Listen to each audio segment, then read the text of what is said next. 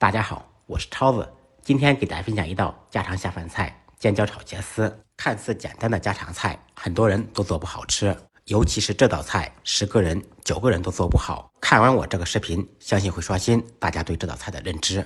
首先，茄子去掉外皮，切成稍微粗一点的细丝。茄丝不要切太细，否则炒出来不成形，太烂。切好以后，放入水中稍微浸泡一下，防止氧化变黑。准备1个尖椒，清洗干净，去籽去瓣，从中间片开，斜刀切成细丝。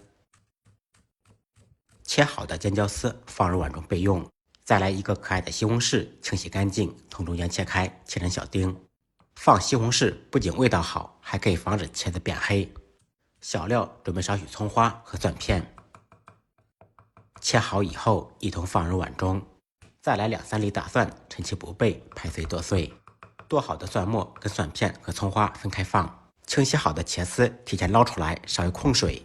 起锅，锅烧热，放少许油，油热以后放入茄丝，在锅中煸炒。开大火煸炒个2-3分钟，把茄丝炒至短生，炒至软趴趴的。提前煸炒可以去除一些水分和涩味。彻底炒软以后，盛出控水备用。另起锅，锅烧热，放入一点点油。油热以后，放入4-5粒花椒，爆出香味。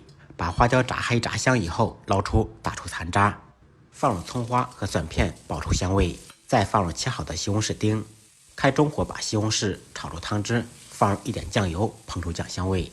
西红柿炒软以后，放入刚才煸炒好的茄丝，开大火快速翻炒。翻炒个5、6、7、8下以后，开始调味，放入适量的毛毛盐，一点点白糖，少许味精，再来1点蚝油，继续翻炒均匀，使调料化开。随后放入尖椒丝，简单翻炒扒拉几下，把尖椒丝炒至断生。重点来了，在出锅之前放入蒜末，也叫包尾蒜，很多人都忽略了这一步，难怪不好吃，这样蒜香味更加浓郁。最后利用1点芝麻香油，翻炒均匀，起锅装盘。一道看似简单，其实一点都不复杂的家常菜——尖椒炒茄丝就做好了。如果您喜欢这道菜，可以关注、点赞、收藏，有时间试着做一下。再忙再累，记得按时吃饭。下期视频见，拜拜。